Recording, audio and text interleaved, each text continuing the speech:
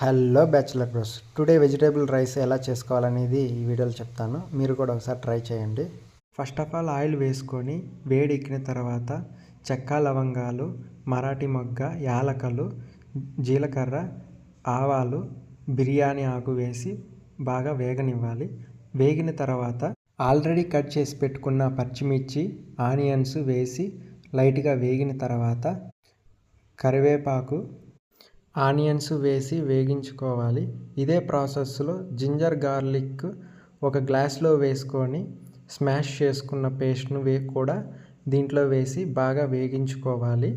Ginger garlic paste బాగా వేగిన తర్వాత ఆల్రెడీ కట్ చేసి పెట్టుకున్న టమోటా, బీన్స్, క్యారెట్, ఉర్లగడ్డ వేసుకొని లైట్గా సాల్ట్ వేసి బాగా వేగించుకోవాలి.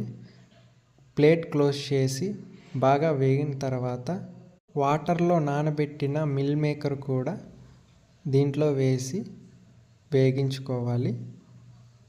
తరువాత లైట్గా పసుపు, అదేవిధంగా గరం మసాలా లైట్గా వేసుకోవాలి.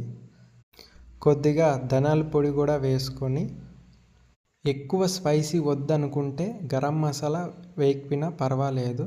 నేను గరం మసాలా వేసిన దానికి నాకు ఎక్కువ స్పైసీగా అనిపించింది.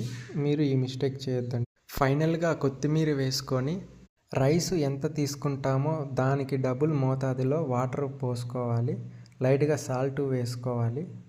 ఆల్రెడీ కడిగి పెట్టుకున్న రైస్ని వేసుకుని మూత క్లోజ్ చేసేస్తాము.